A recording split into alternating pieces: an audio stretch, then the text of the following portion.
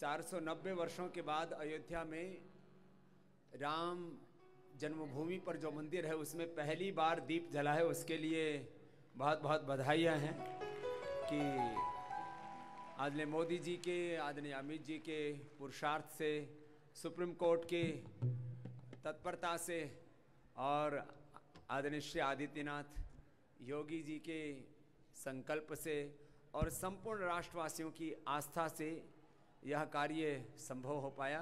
तो एक अयोध्या के राम मंदिर पर ही एक गीत गा रहे हैं हमारे चंद्रमोहन जी, तो एक बार जोरदार अभिनंदन है भाई चंद्रमोहन जी।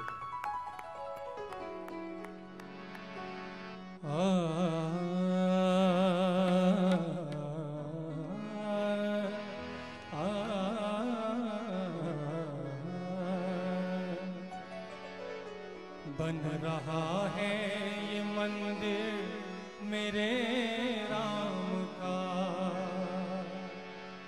बन रहा है ये मंदिर मेरे राम का, जिसकी सदियों से सबको प्रतीक्षा रही। बन रहा है ये मंदिर मेरे राम का, बन रहा है ये मंदिर मेरे राम का, जिसकी सदियों से सबको प्रतीक्षा रही। अपने प्रभु के दीवानों ने धीरज रखा, अपने प्रभु के दीवानों ने धीरज रखा। उसके प्रतिफल की है आ गई शुभ घड़ी। बन रहा है ये मंदिर मेरे राम का, बन रहा है ये मंदिर मेरे राम का।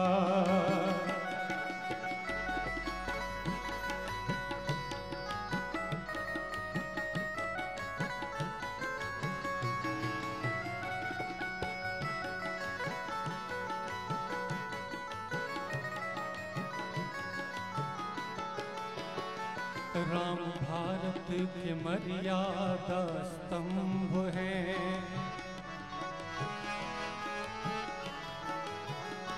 राम भारत के मर्यादा स्तंभ है। पूरे मानव के सद्भाव प्रतिबिंब है और सनातन विचारों के अवलंब है, और सनातन विचारों के अवलंब है। इस चराचर के अंत और आरंभ है। इस जगत के हैं स्वामी हमारे प्रभु, इस जगत के हैं स्वामी हमारे प्रभु। इनकी सेवा में दुनिया मचलने लगी। बन रहा है ये मंदिर मेरे राम का, बन रहा है ये मंदिर मेरे राम का, जिसकी सदियों से सबको प्रतीक्षा रही। अपने प्रभु के दीवानों ने धीरज रखा,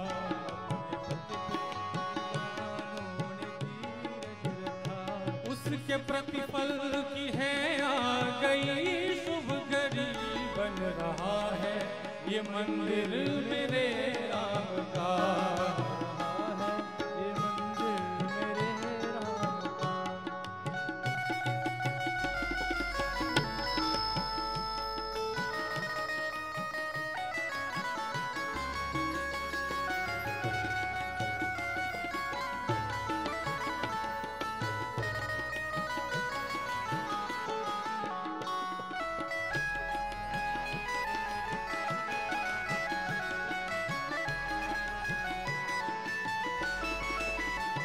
जल्द तैयार मंदिर वो होगा भला,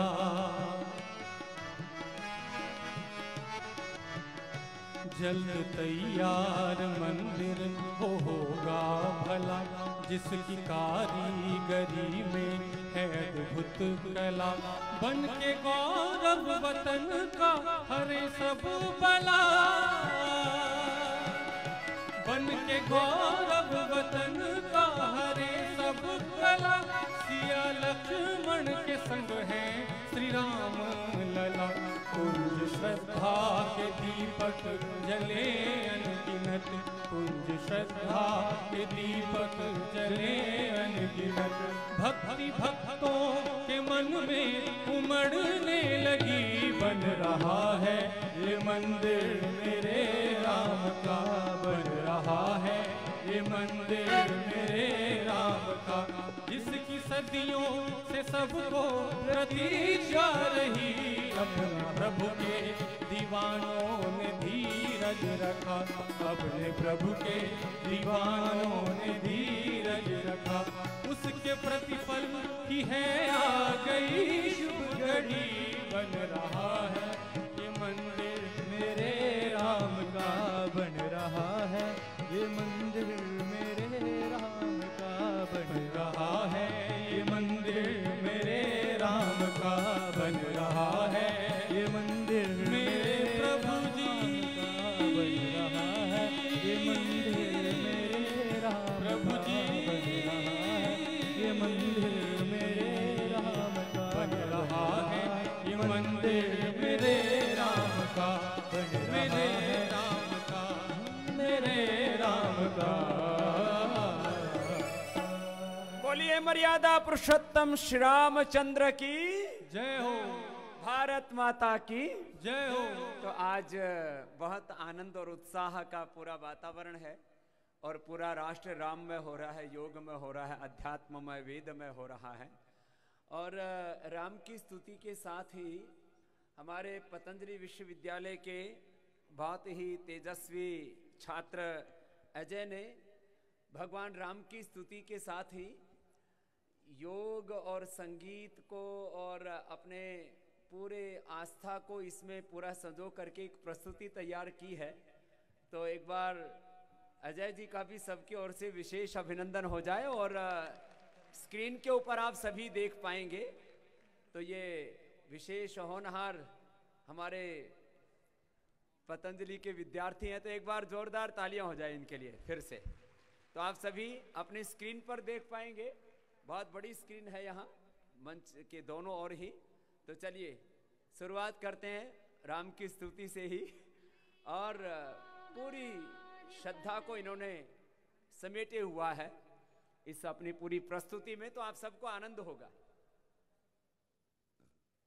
जी।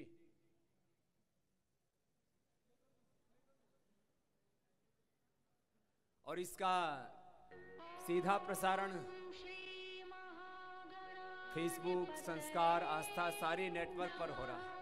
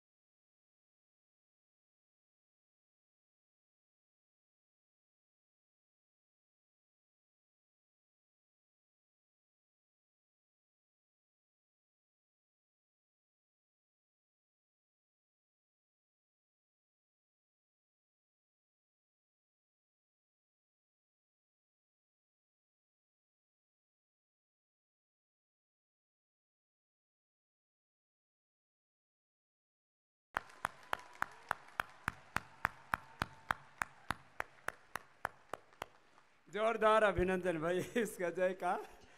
सुबह तो टीवी पर प्रोग्राम चल रहे थे, मैंने इसकी भाव भंगिमाएं देखी नहीं थी, और इंडिया टीवी पर भी उसको करोड़ों लोगों ने लाइक किया। एक बार जोरदार अभिनंदन। हाँ, पूरे रामायण का सार जो है वो लगभग 7 मिनट के इस पूरे प्रस्तुति में था, और बहुत भक्ति से इन्होंने प्रस्तुति दी, और पूरा एकदम ये भी उसमें पूरे समा जाते हैं। तो बहुत बहुत अभिनंदन, अजय आशीर्वाद।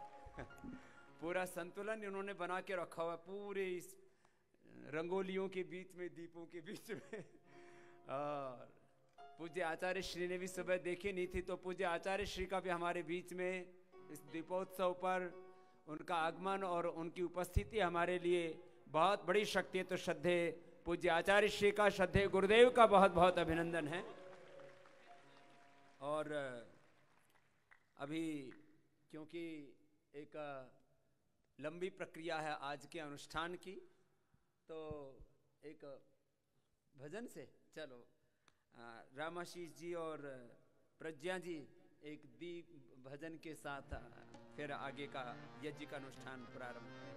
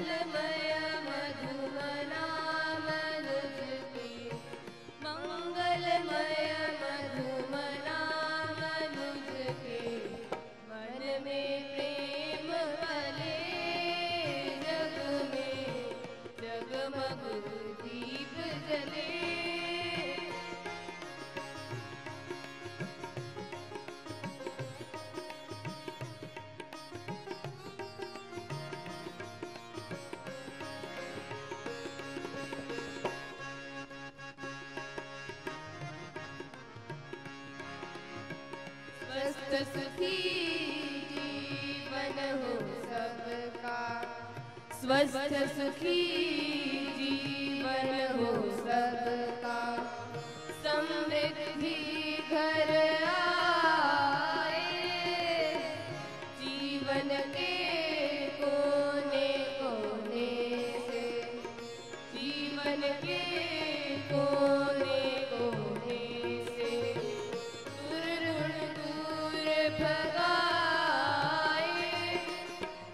देवों का आशीष मिले, देवों का आशीष मिले, हम हो अभिषेक जले जग में, जगमग दीप जले जग में, जगमग दीप जले।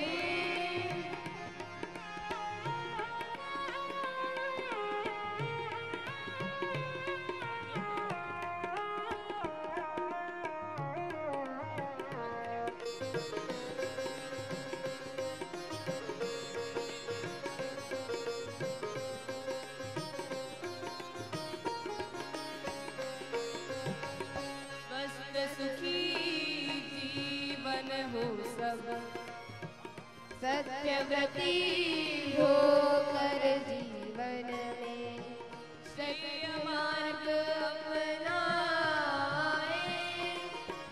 प्राणी मात्र के लिए समर्पित, प्राणी मात्र के लिए समर्पित, ज्ञान का दीप जलाए, करे प्रकाशित वसुंधरा को,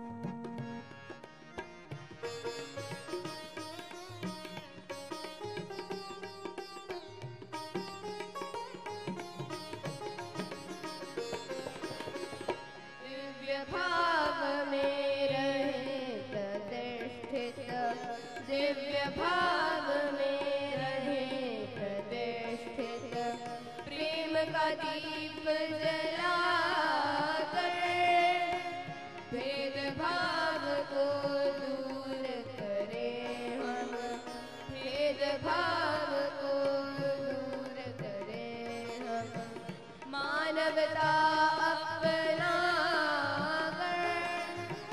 धरती धरती है धीरज को, धरती धरती है धीरज को, हम भी धीरज धरे जग में, जगमग दीप जले जग में, जगमग दीप जले जग में, जगमग दीप जले जग में, जगमग दीप जले। मंगलमय मधुमना मनुज के, मंगलमय मधुमना मनुज के, मन में प्रेम भले जग में, जगमग दीप जले जग में, जगमग दीप जले।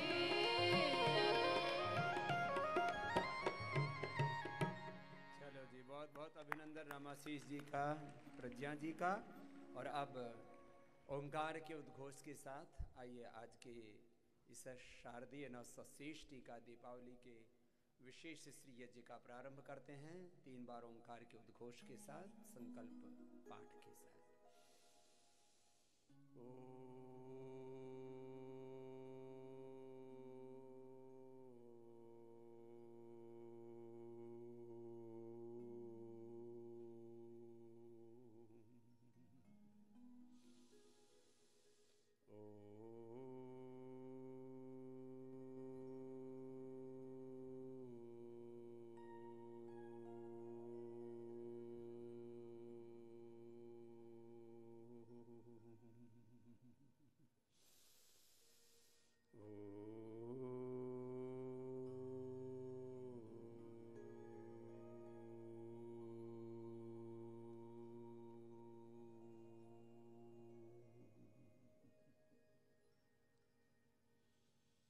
अथ संकल्प पाठः।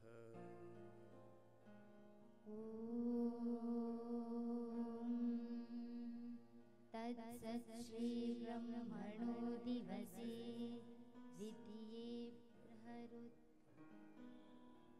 वैवस्वते मन्वन्तरे अष्टाविंशतितमे कलियुगे कलिप्रथमचरणे एकवृन्दषण्णवतिकोटि अष्टलक्षत्रिपञ्चाशत्सहस्र एकविंशत्युत्तरशततमे सृष्टिसंवत्सरे सप्तसप्तत्युत्तरद्विसहस्रतमे प्रमाथिनाम्नि विक्रमसंवत्सरे दक्षिणायने शरदऋतौ कार्तिकमासे कृष्णपक्षे अमावास्यायां तिथौ मन्दवासरे सायंकाले शुभमुहूर्ते भूरादिसप्तलोकानामन्यतमे भूर्लोके जम्बूद्वीपे भरतखण्डे आर्यावर्तदेशान्तर्गते उत्तराखण्डप्रान्ते पावनगङ्गायाः पवित्रतीरे हरिद्वारमहातीर्थसमीपे स्थिते पतञ्जलियोगपीठस्थे द्वितीये चरणे पवित्रयज्ञवेदिकायां शारदीयनवषष्ठीमहापर्वोपलक्ष्ये वयं सर्वे अन्तेवासिनः विशिष्टं यज्ञं श्रद्धया भक्त्या शान्त्या धैर्येण च करिष्यामहे। हे प्रभो, कार्यमिदं सफलं निर्विघ्नं सुसम्पन्नं भवेत्। अथीश्वरस्तुति प्रार्थनोपासना।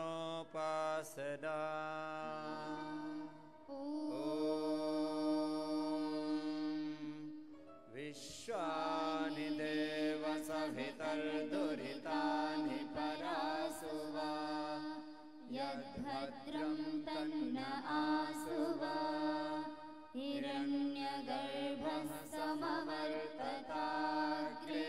भूतस्य जातः पतिरेक आसीत् सदाधार पृथिवीं व्यामुते मां कस्मै देवाय हविषा विधेम य आत्मदा बलदा यस्य विश्व उपासते प्रशिशं यस्य देवाः यस्य छायामृतं यस्य मृत्युः कस्मै देवाय हविषा विधेम यः प्राणतो निमिषतो महित्वैक इद्राजा जगतो बभूव य ईशे अस्य द्विपदश्चतुष्पदः कस्मै देवाय हविषा विधेम ये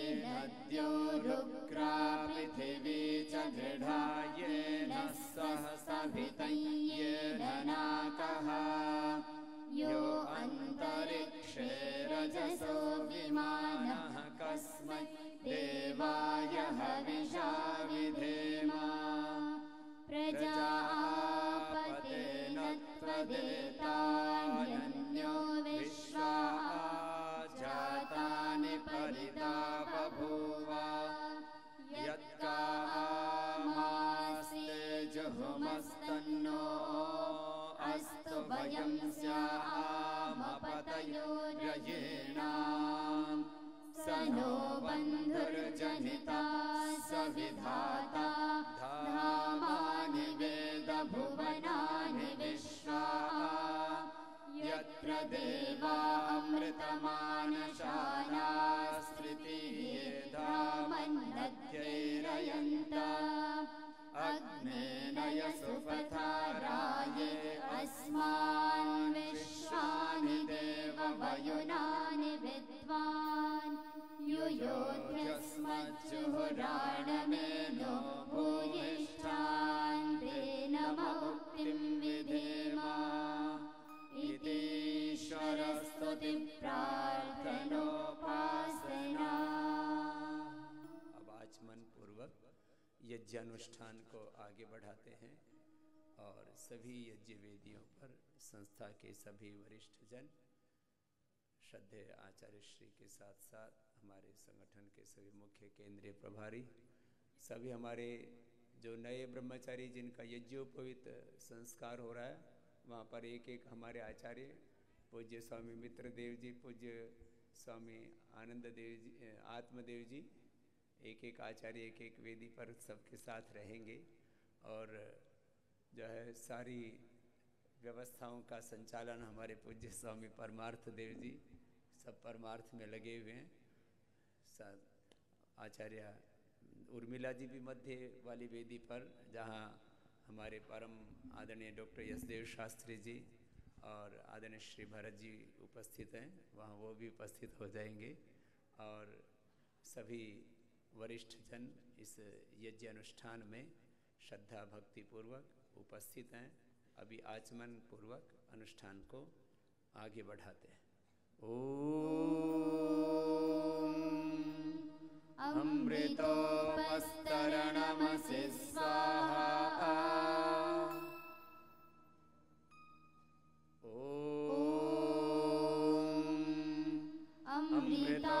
अमृतोपिधानमसि स्वाहा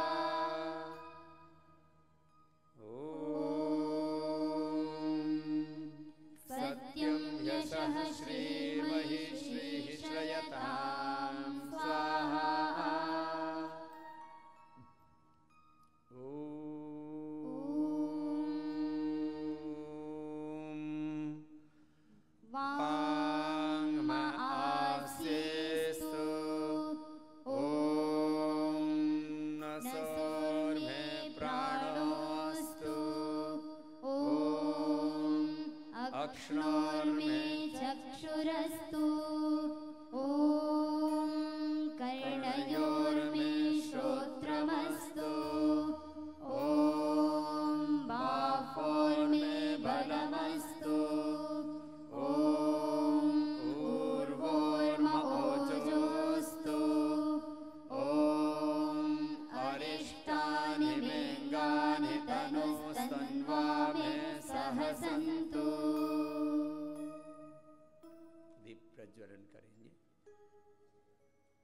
पहले हमारे ब्रह्मचारियों का यज्ञोपवीत धारण होगा।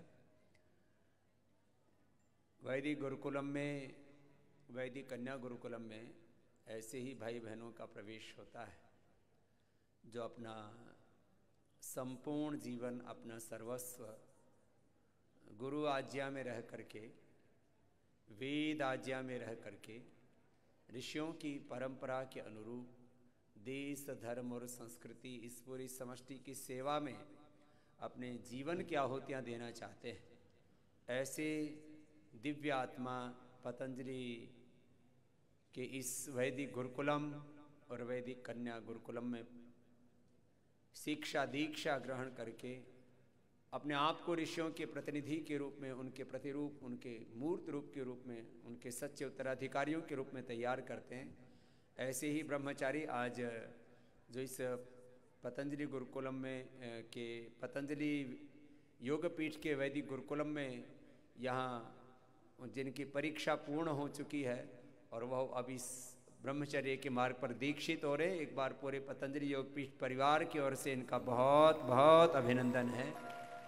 अपने पूरी जीवन की आहुति एक विशेष उद्देश्य के लिए, भागवत कार्य के लिए, साधना और सेवा के लिए, परमार्थ के लिए, जीवन में परम पुरुषार्थ करते हुए भगवान के लिए अपने जीवन को अर्पित कर देना एक बहुत बड़ा शौर्य और पराक्रम, वीरता का कार्य इन्होंने किया है। तो यज्ञोपवीत के मंत्र उच्चारण के साथ अब ये यज्ञोपवीत धारण करेंगे। ओम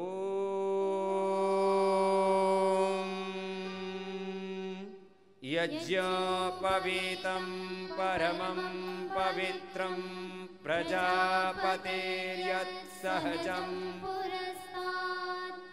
आयुष्यमग्रं प्रतिमुञ्च शुभ्रं यज्ञोपवीतं बलमस्तु तेजः।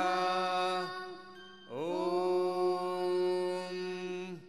यज्ञोपवीतमसि यज्ञस्य त्वा यज्ञोपवीतेनोपनश्यामि।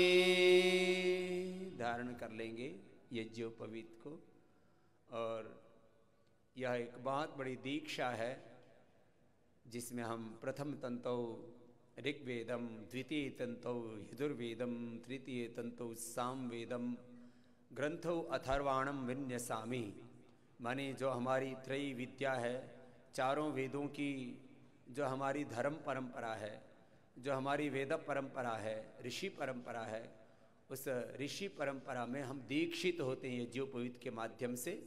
और पतंजलि योगपीठ के, चाहे पतंजलि विश्वविद्यालय के विद्यार्थी हों, आचार्य कुलम के विद्यार्थी हों, पतंजलि गुरुकुलम, वैदिक गुरुकुलम, वैदिक कन्या गुरुकुलम, सभी समान रूप से शिखा सूत्र का धारण करते हैं।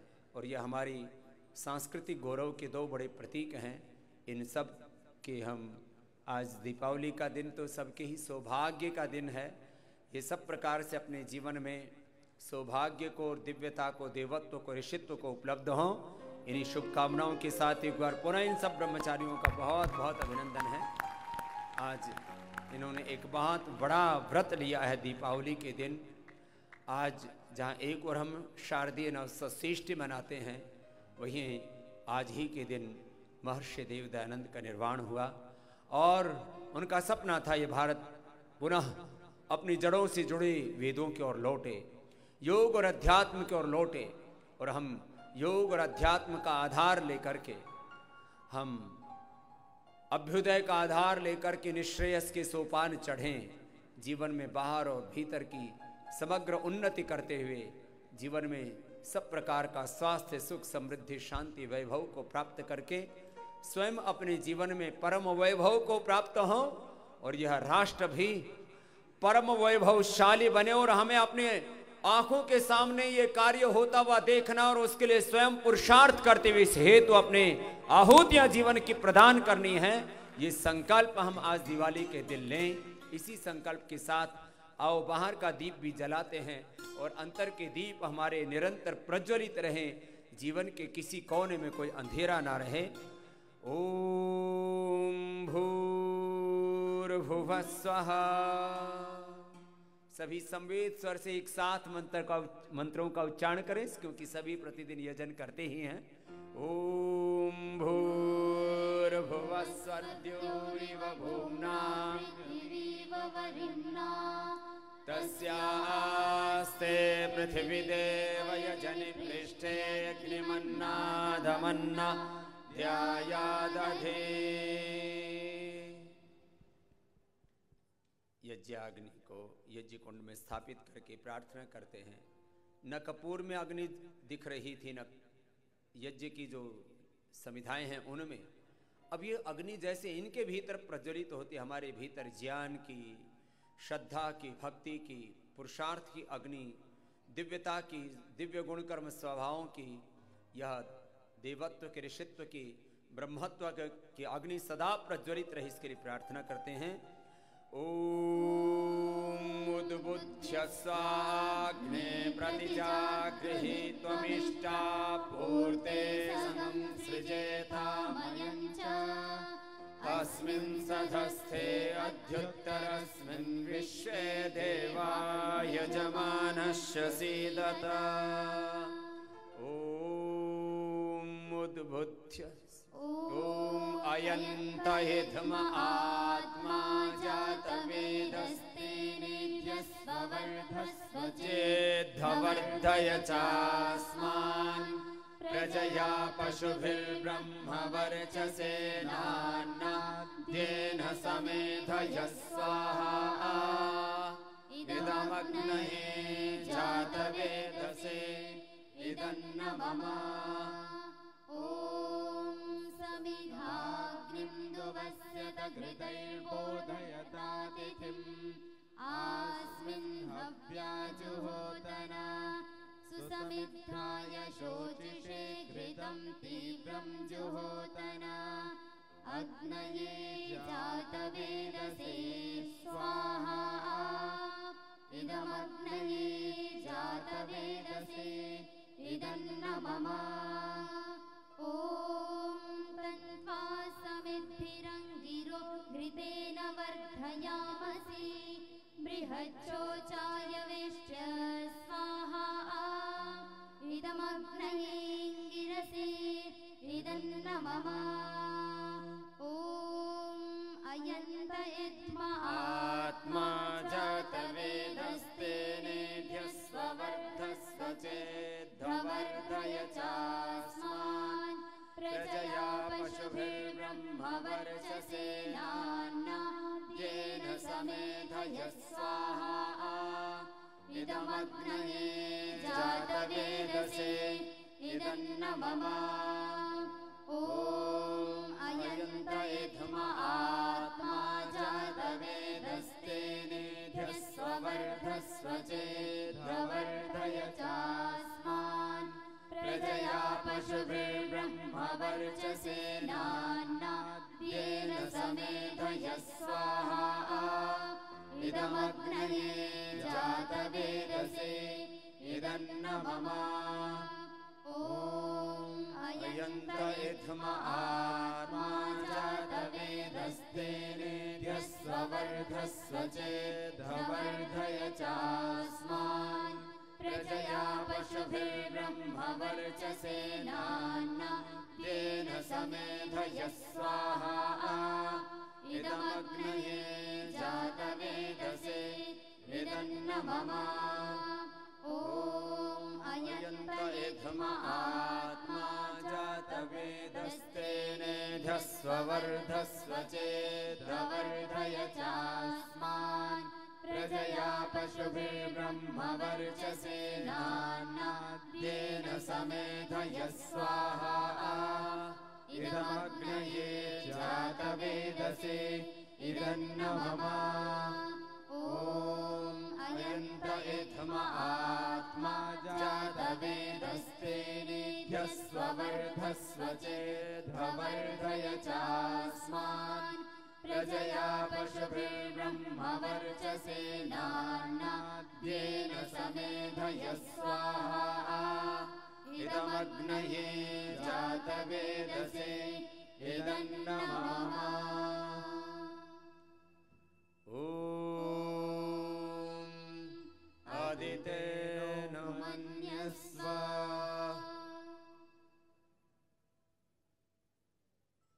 ओम अनुमतेनुमन्यस्व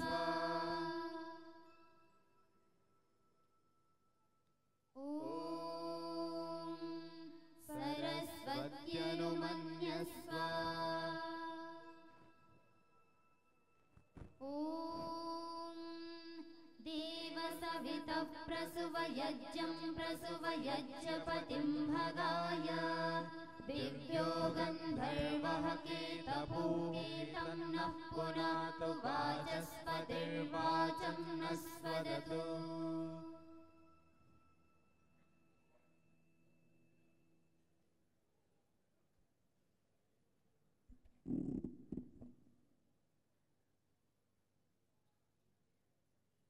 दीपावली पर युगों युगों से हम ये शारदीय नवसश्रेष्ठी यज्ञ ही करते आए थे। वक्त के साथ वो यज्ञ जो है दीप यज्ञ में और फिर अब तो पटाखों में के पोल्यूशन में वह परिवर्तित हो गया। जो प्रकाश पर्व था वो प्रदूषण पर्व का रूप धीरे धीरे धारण करने लगा और अब पूरे देश में सामान्य रूप से उस उत्सव की एक भव्यता है और उसमें अलग अलग रंग भी हैं, लेकिन अब एक बहुत बड़ी संख्या में ऐसे लोग हैं जो अपने घरों में यज्ञ करके दीप जला करके ही दीपावली मनाते हैं। उन सब का विशेष अभिनंदन है कि वो इस सृष्टि के सौंदर्य में अपना योगदान करते हैं और किसी प्रकार का प्रदूषण नहीं फैलाते हैं।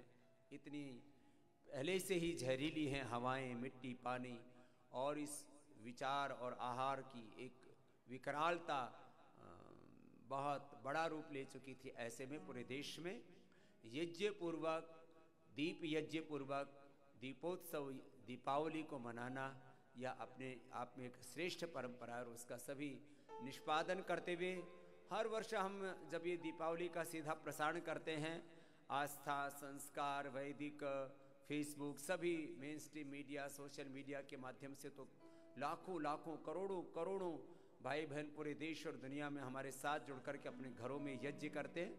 उनके भी लिए हम भगवान के चरणों में प्रार्थना करते हैं सब प्रकार से सबको सब प्रकार का सौभाग्य मिले। आइए आगे बढ़ते हैं। ओम अग्निर्ज्योतिरग्निः स्वाहा इदमग्नये इदन्नमम ओम सोमाय स्वाहा इदं सोमाय इदन्नमम ओम प्रजापतये स्वाहा इदं प्रजापतये इदन्नमम ओम इंद्राय स्वाहा इदमिन्द्राय इदन्नमम ओम अग्निर्ज्योतिर्ज्योतिरग्निः स्वाहा ओम अग्निर्वर्चो ज्योतिर्वर्चः स्वाहा ओम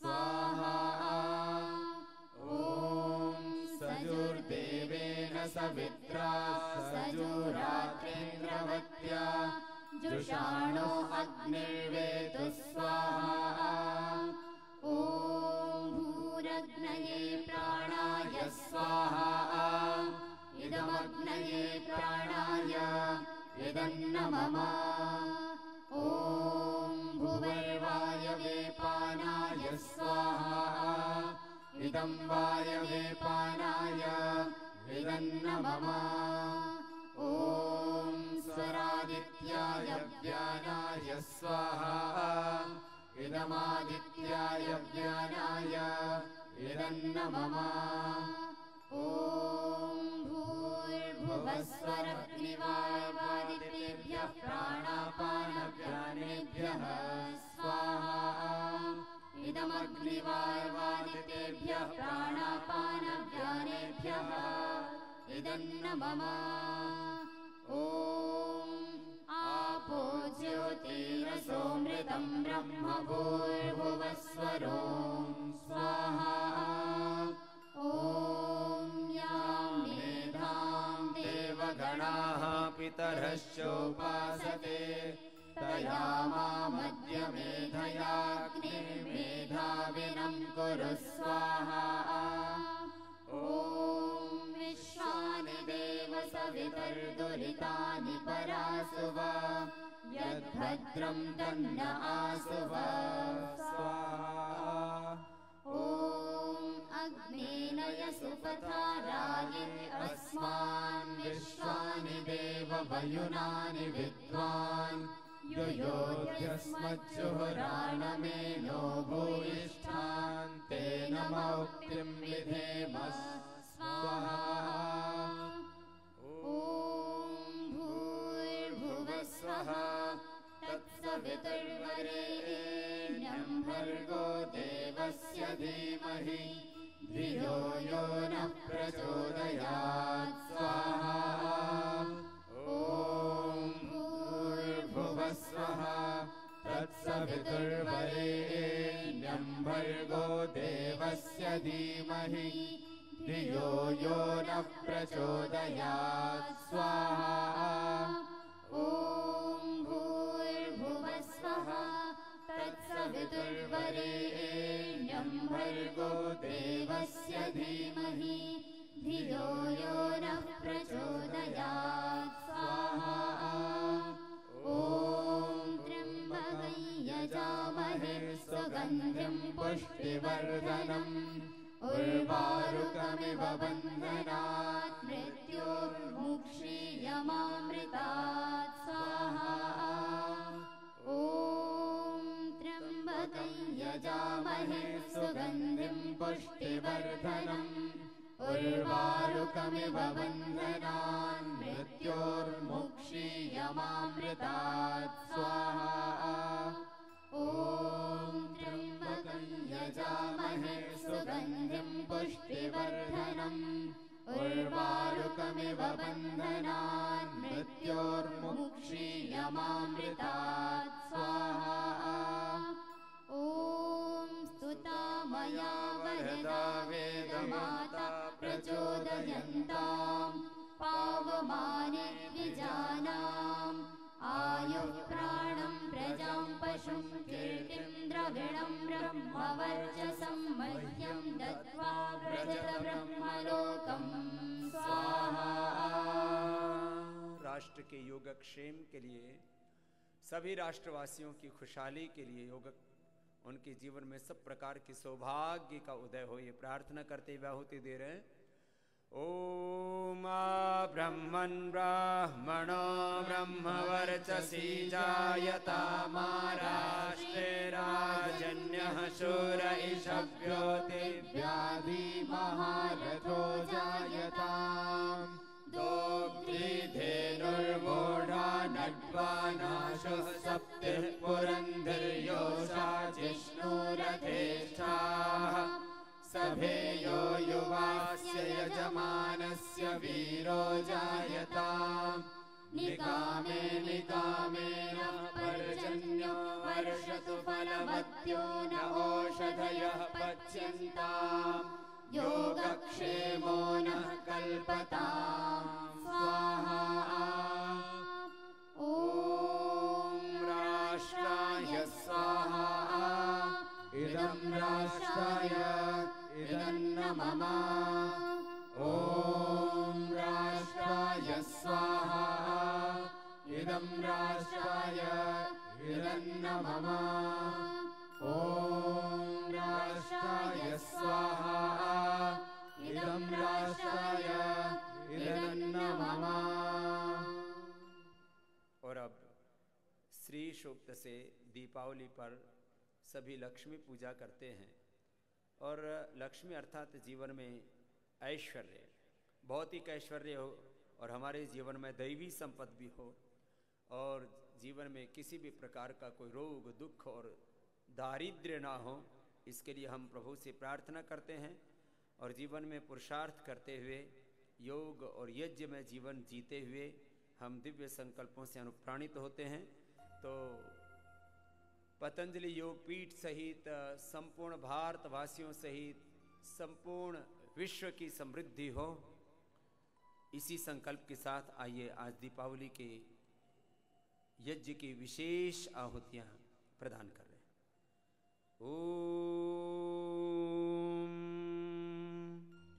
हिरण्यवर्णां हरिणीं सुवर्णरजस्रजां चन्द्रां हिरण्मयीं लक्ष्मीं जातवेदो महावः स्वाहा। ॐ तां महावः जातवेदो लक्ष्मीं मनपगामिनीं यस्यां हिरण्यं विन्देयं गामश्वं पुरुषानहं स्वाहा। ॐ अश्वपूर्वां रथमध्यां हस्तिनादप्रमोदिनीं श्रियं देवीमुपह्वये श्रीमादेवी जुषतां स्वाहा। ॐ कां सोऽस्मितां हिरण्यप्राकारां मार्द्रां ज्वलन्तीं तृप्तां तर्पयन्तीं पद्मे स्थितां पद्मवर्णां तामिहोपह्वये श्रियं स्वाहा। ॐ चन्द्रां प्रभासां यशसा ज्वलन्तीं श्रियं लोके देवजुष्टामुदारां तां पद्मिनीं शरणं प्रपद्ये अलक्ष्मीर्मे नश्यतां त्वां वृणे स्वाहा। ॐ आदित्यवर्णे तपसोऽधिजातो वनस्पतिस्तव वृक्षोऽथ बिल्वः तस्य फलानि तपसानुदन्तु या अन्तरायाश्च बाह्या अलक्ष्मीः स्वाहा। ॐ उपैतु मां देवसखः कीर्तिश्चमणिना सह प्रादुर्भूतोऽस्मि राशेऽस्मिन् कीर्तिमेद्यं ददातु मे स्वाहा। ॐ क्षुत्पिपासामलां ज्येष्ठामलक्ष्मीं नाशयाम्यहम् अभूतिमसमृद्धिं च सर्वान् निर्णुद मे गृहात् स्वाहा। ॐ गन्धद्वाराधुराधर्षां नित्यपुष्टां करीषिणीम् ईश्वरीं सर्वभूतानां तामिहोपह्वये श्रियं स्वाहा। ॐ मनसः काममाकूतिं वाचः सत्यमशीमहि पशूनां रूपमन्नस्य मयि शिश्रयतां यशः स्वाहा।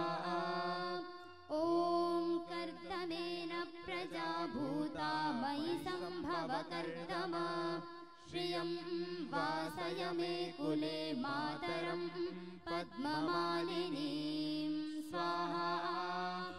ॐ आपः सृजन्तु स्निग्धानि चिक्लीतव समे गृहे निज देवीं मातरं श्रियं वासय मे कुले स्वाहा। ॐ आर्द्रां पुष्करिणीं पुष्टिं पिङ्गलां पद्ममालिनीं चन्द्रां हिरण्मयीं लक्ष्मीं जातवेदो महावः स्वाहा। ॐ आर्द्रां यःकरिणीं यष्टिं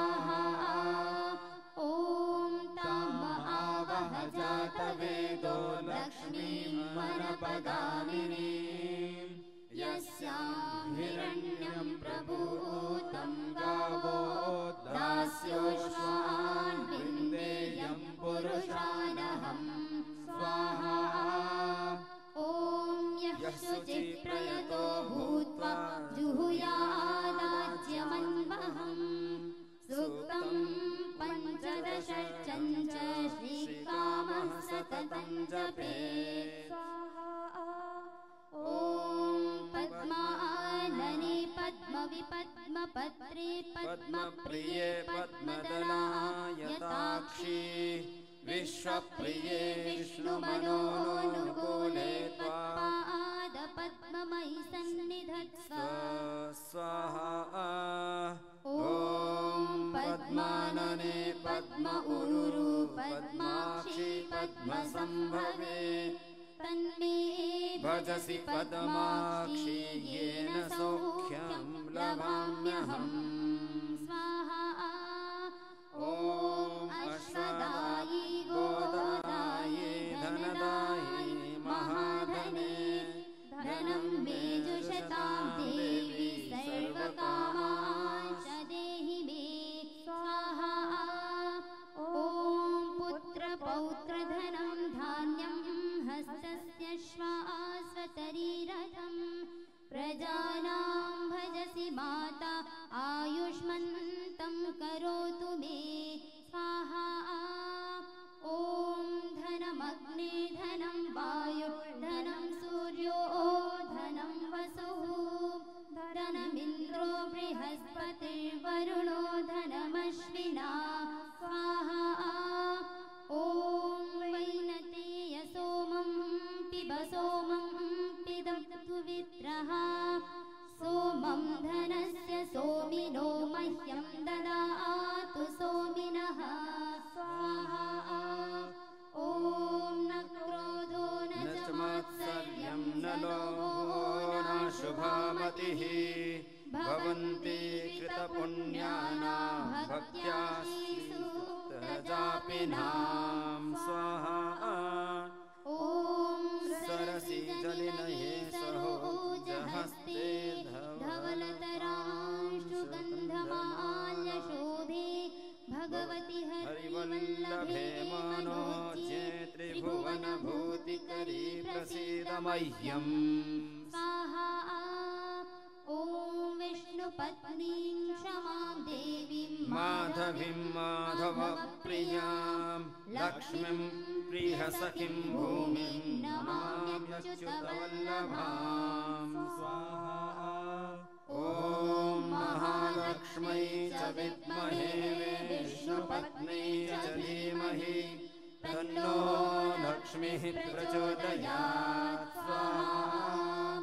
ॐ आनन्दः कर्दमः श्रीदत्तिचित इति विश्रुता ऋषयः श्रियः पुत्राश्च श्रीदेवी देवता मताः स्वाहा। ॐ ऋणरोगाधिदारिद्र्यपापक्षुतपमृत्यवः भयशोकमनस्तापा नश्यन्तु मम सर्वदा स्वाहा। ॐ श्रीवर्चस्वमायुष्यमारोग्यमाविधाचोभमानं महीयते धनं धान्यं पशु बहुपुत्रलाभं शतसंवत्सरं दीर्घमायुः स्वाहा। तो ये श्री सूक्त से आहुति संपन्न हुई और शारदीय नवसृष्टि की विशेष आहुतियाँ युगों युगों से हमारे ऋषिमुनि जिस शारदीय नवसृष्टि का निष्पादन करते आए हैं उसी शारदीय नवसृष्टि दीपावली के विशेष यज्ञ की आहुतियाँ प्रदान करते हैं। ओम परम मृत्यो अनुपरेः पंथां ह्यस्ते स्व इतरो देवयानात् चक्षुष्मते शृण्वते ते ब्रवीमि मानः प्रजामृषो मोत वीरान् स्वाहा। ॐ मृत्युः पदं योपयन्तो यदैतद्राघीय आयुः प्रतरं दधानाः आप्यायमानाः प्रजया धनेन शुद्धा भूता भवत यज्ञिया सह स्वाहा।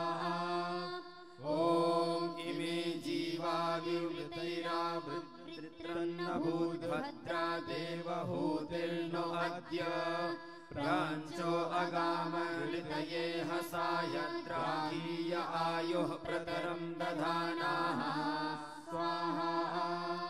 ॐ इमं जीवेभ्यः परिधिं दधामि महिषानुगाद परो अर्थमेतम् शतं जीवन्तु शरदः पुरुचीरन्तर्मृत्युं दधतां पर्वतेन स्वाहा। ॐ यथान्यनुपूर्वं भवन्ति यथा ऋतवः ऋतुभिर्यन्ति साधु यथा नः पूर्वमपरो जहात्येवाधातरायुषि कल्पयैषां स्वाहा। ॐ आयुष्मतामायुष्कृतां प्राणेन जीवमामृताः व्यहं सर्वेण पाप्मना विलक्ष्मेण समायुषा स्वाहा। ॐ ब्रह्मचर्येण तपसा देवा मृत्युमपाघ्नत इन्द्रो ब्रह्मचर्येण देवेभ्यः स्वराभरत् स्वाहा। ॐ शतायुधाय शतवीर्याय शतोदये अभिमातिसाहे शतं यो नः शरदो अजीयादिन्द्रो नेषदति दुरितानि विश्वा स्वाहा। ॐ ये चत्वारः पयमो देवयाना अन्तराद्या वा पृथिवी वियन्ति तेषां यो आज्यानि मजीरिमाः तस्मै नो देवा परिदत्तेह सर्वं स्वाहा। ॐ ग्रीष्मो वसन्त उत नो वसन्तः शरद्वर्षः सुवितन्नो अस्तु तेषां ऋतूनां शतसारदानां निवात एषामभये स्यामः स्वाहा। ॐ उद्वत्सराय परिवत्सराय संवत्सराय कृणुताभिहं नमः तेषां वयं सुमतौ यज्ञियानां जोगजीता अहताः स्यामः स्वाहा। ॐ पृथिवीद्यौ दिशो दिशो यस्मै द्युभिरावृताः तमिन्द्रमुपह्वये शिवानः सन्तु हेतयः स्वाहा। ॐ यन्मे किञ्चिदुपेप्सितम् अस्मिन् कर्मणि वित्रहन् तन्मे सर्वं समृद्ध्यतां जीवतः शरदः शतं स्वाहा। ॐ सम्पत्तिर्भूमिर्वृष्टिर्ज्येष्ठ्यं श्रेष्ठ्यं श्रीः प्रजामिहावतु स्वाहा। इदमिन्द्राय इदन्न मम। ॐ यस्याभावे वैदिकलौकिकानां भूतिर्भवति कर्मणाम् इन्द्रपत्नीमुपह्वये सीतां सा मे त्वनपायिनी भूयात् कर्मणि स्वाहा। इदमिन्द्रपत्नी इदन्न मम। ॐ अश्वावती गोमती सुनृतावती विभर्तिया प्राणभृता खलमालिनी मुर्वरास्मिन् कर्मण्युपह्वये ध्रुवागमसामि त्वनपायिनी भूयात् स्वाहा। इदं सीतायै इदन्न मम। ॐ सीतायै स्वाहा। इदं प्रजायै स्वाहा। ॐ क्षमायै स्वाहा। ॐ भूत्यै स्वाहा। ॐ व्रीहयश्च मे यवाश्च मे माशाश्च मे तिलाश्च मे मुद्गाश्च मे खल्वाश्च मे प्रियङ्गवश्च मे अणवश्च मे श्यामकाश्च मे नीवाराश्च मे गोधूमाश्च मे मसूराश्च मे यज्ञेन कल्पन्तां स्वाहा। ॐ वाजो नः सप्तप्रदिशश्च तस्रो वा परावतः वाजो न विश्वै देवर्धनस्य तव विहावतु स्वाहा। ॐ वाजो नो अद्य प्रसिवापि दानं वाजो देवामृतुभिः कल्पयाति वाजो हिमा सर्ववीरं जजान विश्वा आशा वाजपतिर्जजेयं स्वाहा।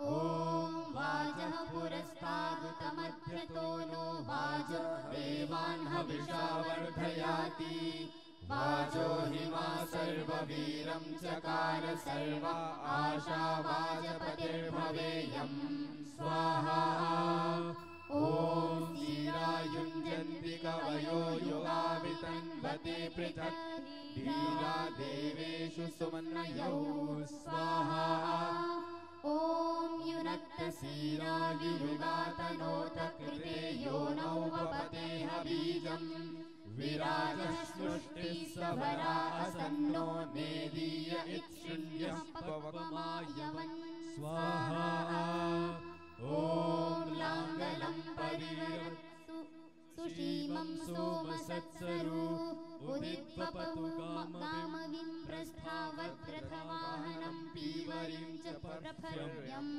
स्वाहा ॐ इन्द्रसीतां निगृह्णातु तां पूषाभिरक्षतु सा नः पयस्वती दुहामुत्तरामुत्तरां समां स्वाहा ॐ शुनं सुफला वितुदन्तु भूमिं शुनं कीनाशा अनुयन्ति वाहान् शुनासीराः विषातोषमाना सुपिप्पला ओषधीः कर्तमस्मै स्वाहा ॐ शुनं वाहा शुनं नरः शुनं कृषतुलाङ्गलम् शुनं वरत्राबध्यन्तां शुनमष्टामुदिङ्गय स्वाहा ॐ शुनासीरे हस्ममेजुषेतां यद्दिविचक्रतोपयस्तेने मामुपसिञ्चतम् स्वाहा ॐ सीते वन्दामहे त्वार्वाची सुभगे भव यथा नः सुमना असो यथा नः सुफला भुवः स्वाहा ॐ घृतेन सीता मधुना समक्ता विश्वैर्देवैरनुमता मरुद्भिः सा नः सीते पयसाभ्यावपृत्सोजस्वती घृतवत्पिन्वमाना स्वाहा ॐ इन्द्राग्निभ्यां स्वाहा इदमिन्द्राग्निभ्याम् इदं नमः ॐ विश्वेभ्यो देवेभ्यः स्वाहा इदं विश्वेभ्यो देवेभ्यः इदं नमः ॐ द्यावा पृथिवीभ्यां स्वाहा इदं द्यावा पृथिवीभ्याम् इदं नमः ॐ सृष्टमग्ने अभितत्प्रणीः विश्वांश देवा पृतना अभिष्यात् सुगन्नोपन्थां प्रदिशन्न एहि ज्योतिष्मध्ये ह्यजनं न आयुः